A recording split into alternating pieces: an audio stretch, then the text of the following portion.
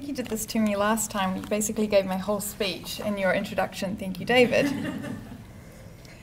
So, in 2002, I moved to New York City. It was the first time that I'd lived outside my hometown, let alone New Zealand, and it was the first time that I'd ever been to New York.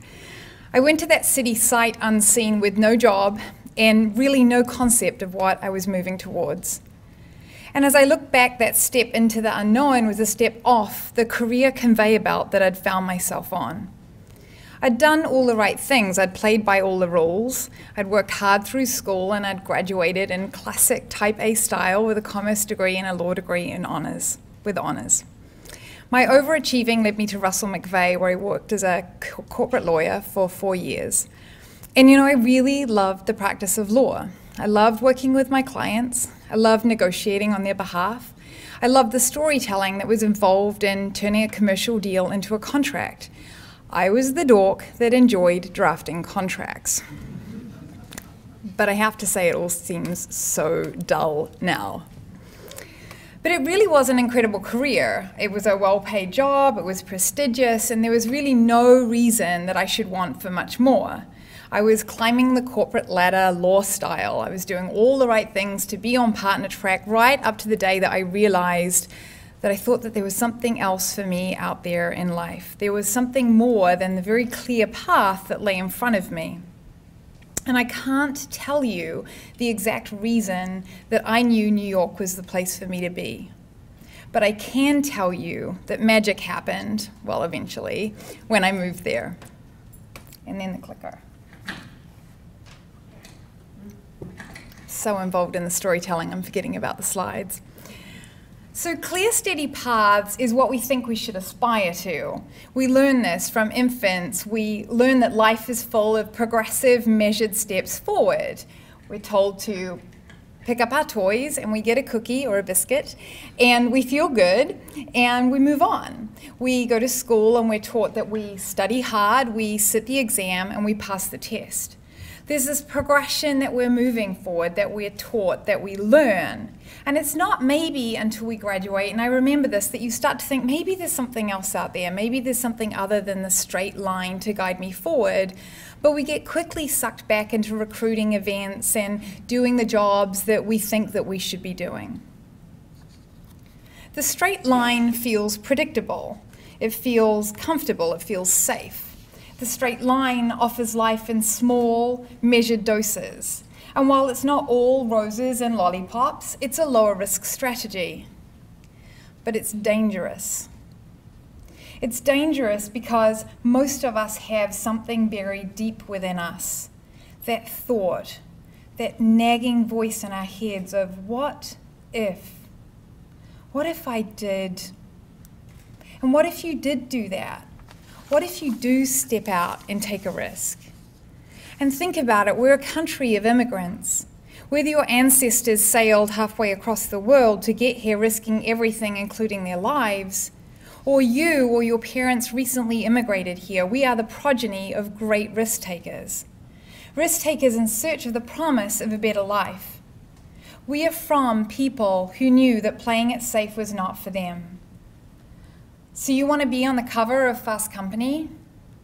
You have an idea that you think might transform industry?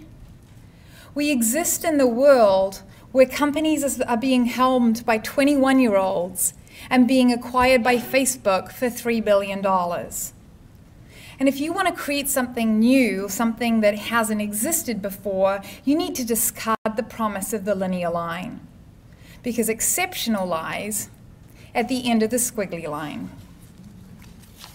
The squiggly line is the surrealist, Dali-esque promise or offer of possibility.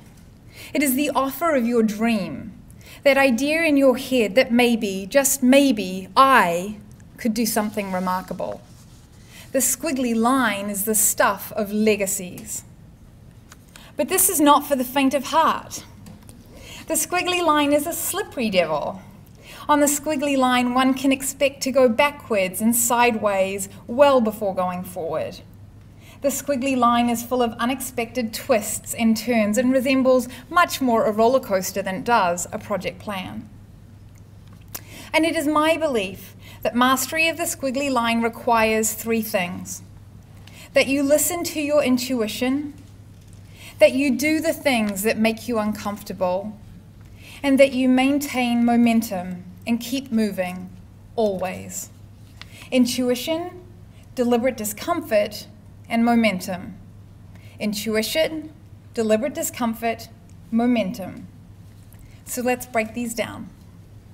Now, I live in Boulder, Colorado, the land of woo-woo, metaphysical, get your yoga on and listen to the universe, but I'm not going to go there. I was trained as a lawyer, and I like science and fact as much as the next gal. And it's fairly well established that intuition is knowledge. Not I read it in a book, deductive logic, structured thinking, but knowledge often revealed as a feeling. Knowledge that comes from processing by the subconscious. The day I realized that I didn't want to be a partner in a law firm, there was a lot of information that I distilled to get to that point. I knew what it was like to be a lawyer. I knew what it looked like to be a partner. I was beginning to understand who I was, and I was reading a lot about the tech sector in the US. And I was obsessed with Sex and the City, but I'm sure that had nothing to do with me wanting to move to New York. But something deep inside of me knew. It wasn't a thoughtfully constructed, well-researched conclusion, and I really couldn't explain it to anyone else, especially my mother. But it was so clear to me that this was what I needed to do. And Einstein talks about intuition. Steve Jobs talked about intuition. If you look under the hood of most people who've pushed beyond accepted boundaries, they understand the role that intuition plays. And intuition may be the most powerful information that you have access to. Intuition is deciding that you need to move to New York from New Zealand even though you have never been there, and from that move alone, having your world change. And boy, did my world change. Since leaving New Zealand, I've had the most incredible squiggly journey. I've been part of 2 startups that have both had fantastic exits. I was fortunate enough to be part of the founding team of Massive, and we were the first company to put advertising into video games dynamically, so we could serve ads into any game that was internet connected. We created that in 2003, and we sold it to Microsoft in 2006, and I can almost guarantee there will never be a squigglier journey than I experienced at Massive. After working with Microsoft for 3 years, I then co-founded Victors and Spoils, an advertising agency built on the principles of crowdsourcing. We saw that all of this user-generated content that was existing on the web could be used to help solve brands' creative briefs. So we curated a high-caliber crowd, and we used that creative talent to help solve our clients' advertising problems, on demand and at a much better price point than other advertising agencies could deliver. We sold a majority stake to Havas in 2012, Havas being one of the largest holding companies in the world. Both of these startup endeavors were ignited by moments of intuition, a moment of deep knowledge about what I and the companies that I helped to create needed to do. The first step on the squiggly line is to follow that intuition. But do you have the courage to follow it? Because here's the news flash. Intuition is not special. What separates the special is whether you have the capacity to act on your intuition. Only the brave shall prosper. So enter deliberate discomfort.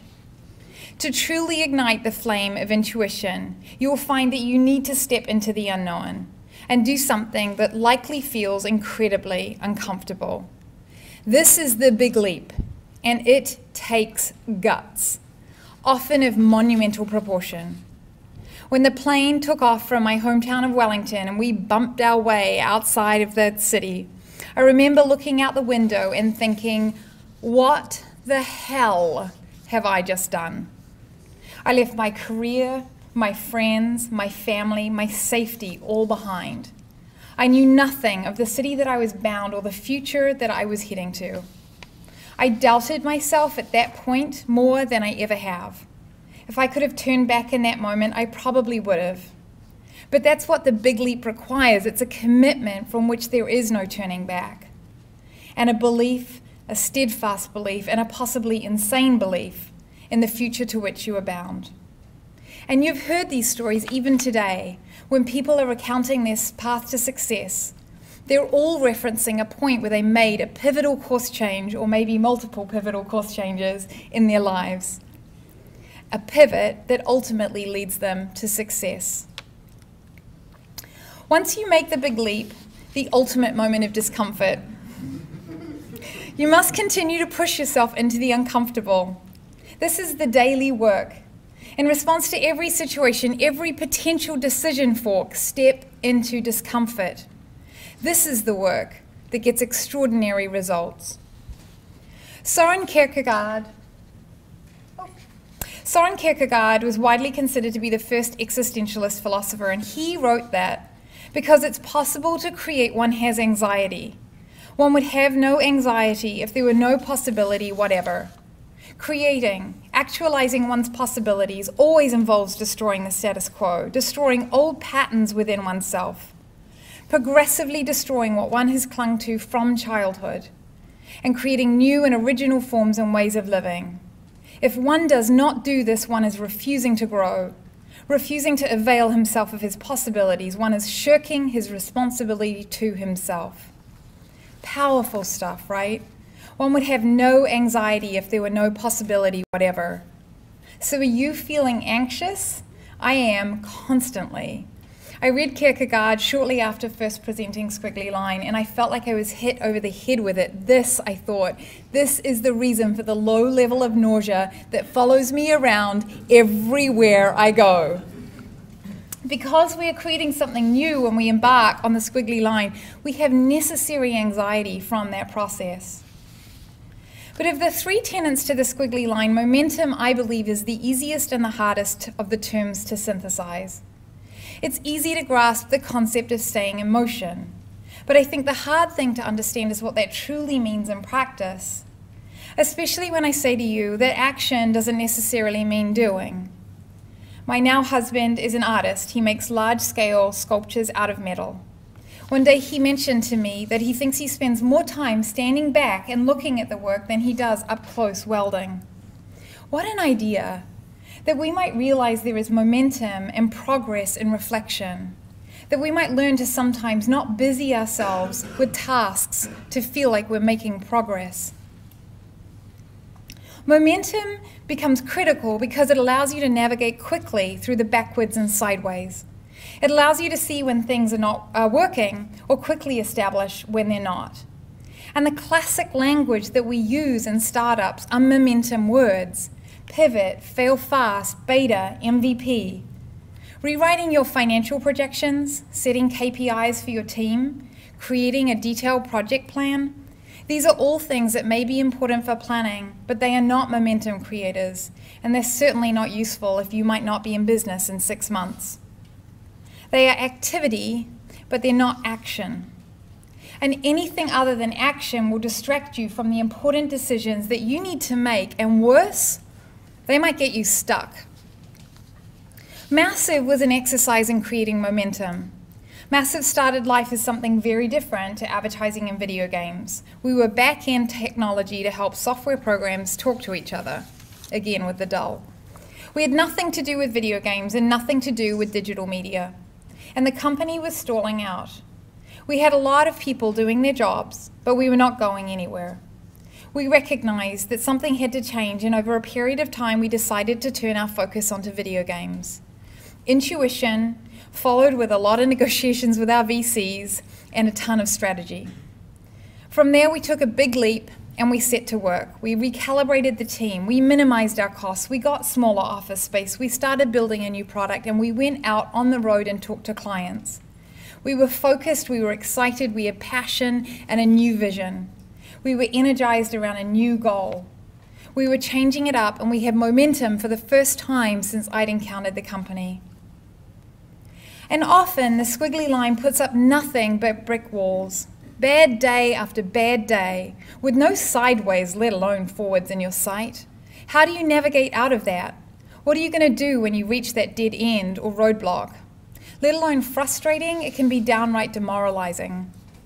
And if this is starting to sound a little like a Joseph Campbell-esque quest, I think it is a journey, with battles, intense self-doubt, massive self-reflection, and angst. It is my own journey to Mordor. I have learned so much about myself on this path. When you get knocked back day after day, you get resilient fast, and you must be resilient.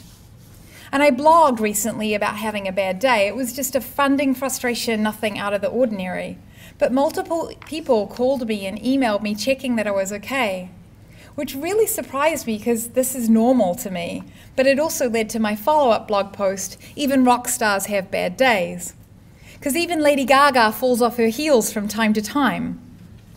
The point is that the squiggly line is a process and you cannot expect to flatten it out. You can only know how to successfully navigate it. I launched Broadly at the start of the year, and it was about as squiggly as it gets. Why Broadly? Because the one constant for me in my squiggly escapades have been the people that have supported me through the good times and the bad. The one thing that's truly carried me through all my experiences as an entrepreneur has been my network. And not my Rolodex, not my LinkedIn account. This is not my network. These are people that I know. My network are the people that I can call when I'm stuck on a problem and talk it through with them in the knowledge that it won't go any further. My network, thank you Greg Cross, tell me to come stay with them when I'm in town on business. Where is he? Can't even find him. My network are the people who, when I need help, introduce me to the highest caliber of their network, because I would do the same for them.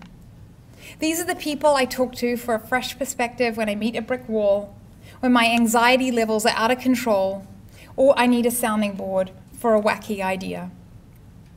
My network is my power-up. They are my spinach. Networks are effectively force multipliers on the squiggly path. Force multipliers are tools that allow you to produce a greater output without significantly increasing effort. So power tools, GPS, great team morale are all force multipliers, and so are your networks. My network are the people who make introductions saying, oh my God, you two have to meet, you will just love each other, and wait till you hear what Claudia's working on. And then usually say something embarrassingly nice about me, and of course extremely true.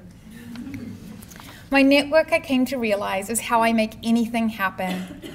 And it's not just me helping them, or it's not just them helping me, it's that they're connecting me to their network, and then they're connecting me to their network. This is the power of the trusted network.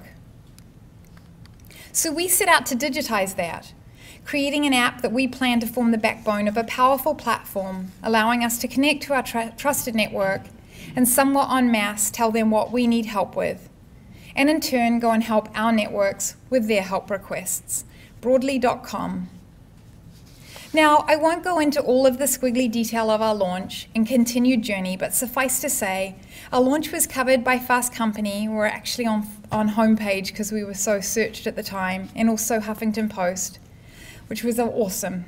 Our Twitter stream went nuts, which was fantastic. The app crashed for multiple people, not so awesome. Europe didn't work properly because our servers were not localized, and we had the same problem in New Zealand. Shit. Our tech co-founders got really busy on their own work and had to quit the project, F word. I had multiple offers of funding, which was fantastic, but I was also fundraising for another company at the time, and I just about keeled over. And those were just the squiggly highlights, and it continues. Ultimately, what the squiggly line does is give you permission to keep going. Bad days suddenly have context and feel like part of the process, almost necessary. We learn not to get stuck on them, not to dwell on them, not to dwell on what went wrong, but where we might find that right next step to take. Because the truth of the squiggly line is that the goalpost, the finish line, is not likely clear until you reach it. You're moving towards something with intention, but the exact image of what you're creating may not be clear. It's kind of like if you were to put a jigsaw puzzle together with all of the pieces turned upside down and no picture on the box. Your job is to figure out the one thing you can do next, the smartest decision you can make in this moment, and in the next, and then the next. It's not one squiggle. This is not a one-time effort. It is squiggle after squiggle after squiggle. Apply the formula: intuition, deliberate discomfort, and momentum. Does that first step scare you? Is what your gut's telling you to do just a little terrifying, uncomfortable? Good. Doing the things that scare you, the things that are uncomfortable, people won't predict that. Be a little crazy, wacky, out there. The more people can't anticipate your next move, the bigger gap you'll create between you and your competitors. Push into what scares you. Cultivate deliberate discomfort. You're creating. You're not going to get to exceptional by playing it safe. And if you want to be remarkable, stop being busy. Busy isn't momentum. Busy gets the lawn mowed, the laundry done, the kids to soccer. You want action, not acting. Momentum gets you through the backwards and the sideways, beyond the potential fail points. Momentum gets you to the next squiggle, so you can once again apply the formula. Intuition, deliberate discomfort, momentum. What is the next step, the one next step that I should take? So whether you're an author, a business person, a scientist, a musician, a parent, a student, or an employee, if you want to do something exceptional, something that hasn't been done before, you need to embrace the squiggly line. Listen to your intuition. Do the things that you're afraid of and keep moving.